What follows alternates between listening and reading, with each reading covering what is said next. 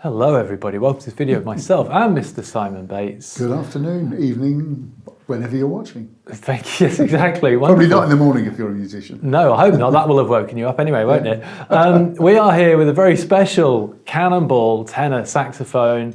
It is beautiful. Yeah. It is a T5B, so the Big Bell Stone series, with some really gorgeous engraving, a special Dragonfire engraving, which looks pretty tasty, to put it mildly. So what we're going to do in this video, we're going to have a big old play on it, or Simon is.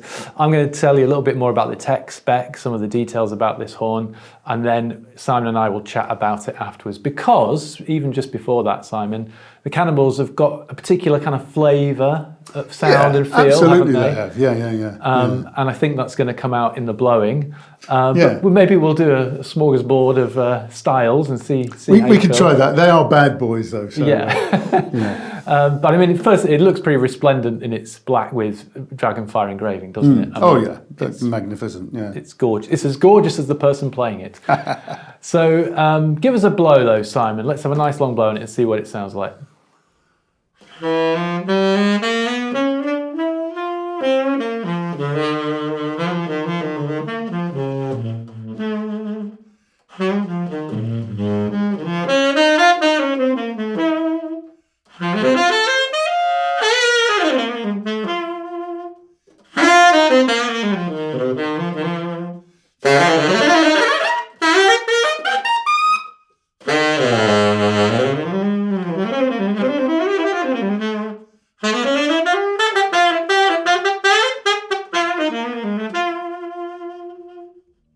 Well, that sounded pretty tasty to me, but I'm a bit of a Cannonball fanboy, to be honest. Why? Because I think they sound really unique. There's nothing else that sounds quite like them. Now, I'm going to talk to you about a little bit of the tech, which is true on all of the Cannonball range, especially these T5s. But this particular one is special because of this beautiful Dragonfire engraving, hand engraved in Utah, in Salt Lake City at the Cannonball factory. These look fantastic. You can order Cannonballs with a range of different custom engravings. So we can order them in for you, and you can see those custom engravings on the Cannonball site, or we often order in special models like this one in the T5B with, like I say, this Dragonfire engraving, which looks really, really cool. Anyway, let's talk a little bit about some of the technical things on this instrument, and in fact on all of the T5Bs, which are the Big Bell Cannonball tenors. So they've got the nice double arms, which help support the bigger pads down on the C and the B and the B flat. And these are really important because when a large pad shuts down on the tone hole like this, if it's too big, you can get a tiny little bit of bounce, as it were, if there's just one single arm. Whereas if you have two arms, that pad comes down more securely, therefore not leaking, therefore the note will sound more cleanly. That's the theory.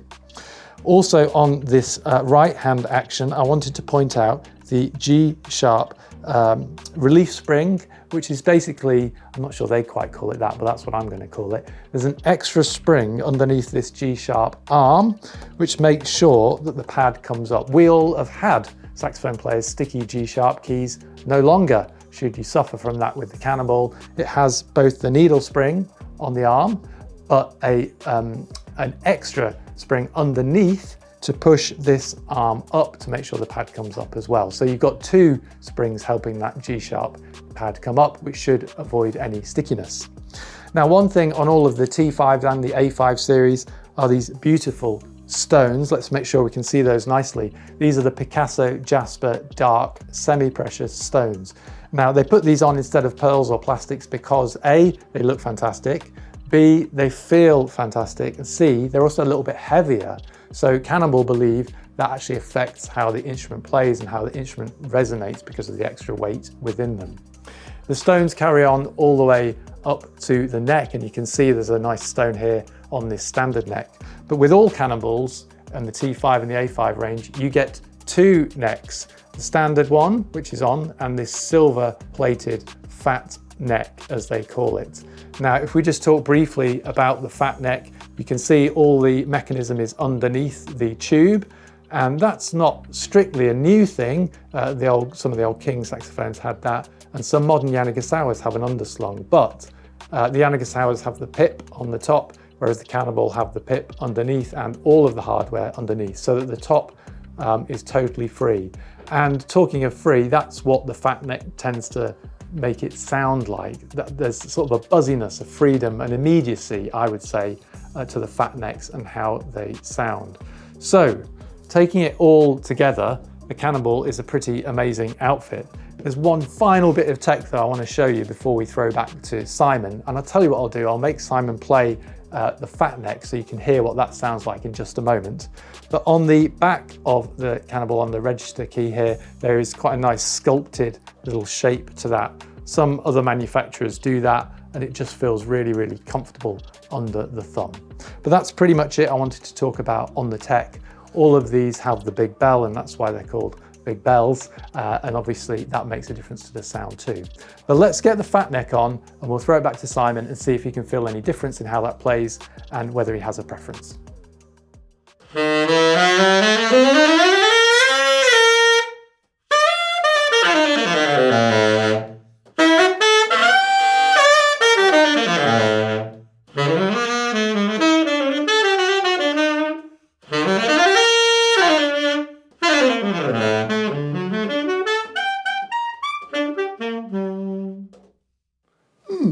Well, hope some of you have got your equilibrium back after that. First things first, any difference on the necks for you? Yeah, I think this is a bit zingier in the middle of the instrument. That was perhaps the other one was perhaps a bit nastier at the top. I don't know quite why. Because generally, you know, you follow through. If it's brighter in the middle, it's kind of be brighter at the top. But that just seemed to have a little more. Yeah, gives you an option though, and I think it does. Yeah, it's definitely different. Yeah, I think I probably have to work with it a little while to really get used to the idiosyncrasies. I think the intonation seems about the same with it. So yeah. I don't know whether they've changed anything to do with the bore or the you know. No, but each Cannonball neck is hand customized internally. The generic bore is the same on the two, but they do customize bits in Salt Lake before they go out. So even between the two standards necks, they can be very slightly different. Yeah. But just in a general terms, I know you've mentioned words like nasty and violent. The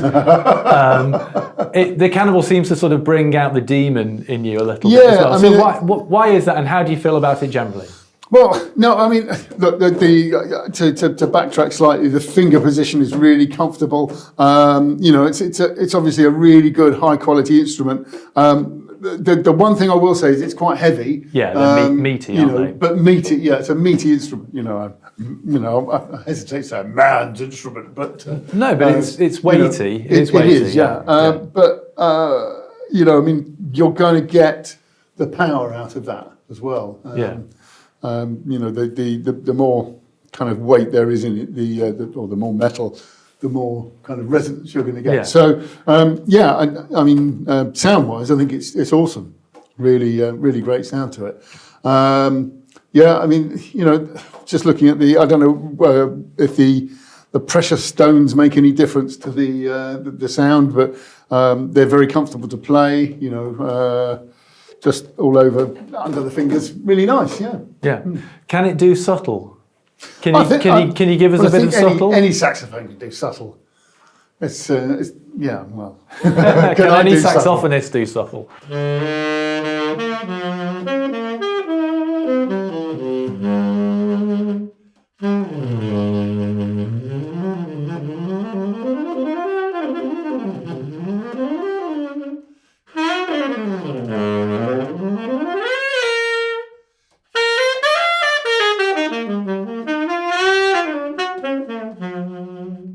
So yeah, I think so. It's all there.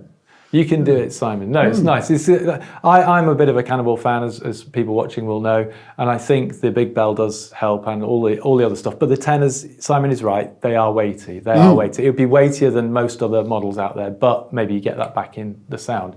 So just to wrap things up, this is, as we've said, a T5B with the Dragonfire engraving. Custom engravings are available from Cannonball. You can do that via us. But this particular one is in store with us at the moment, and the alto version as well. But Simon, I don't think we've got anything else to add to this that we've not already covered. Would you mind playing us out with something of your choice and/or any other bits to add, or are you happy just to blow? No, I mean, I think it's a great horn. It's kind of my sound of saxophone, if you know what I mean. Yeah. So, it's I guess fairly similar to the sound I get out of the Yamaha. I feel comfortable kind of playing this, in a similar situation. So I mean, I think that's a fairly good endorsement, isn't it? Absolutely. Yeah. Right, let's have a little blowout then to finish.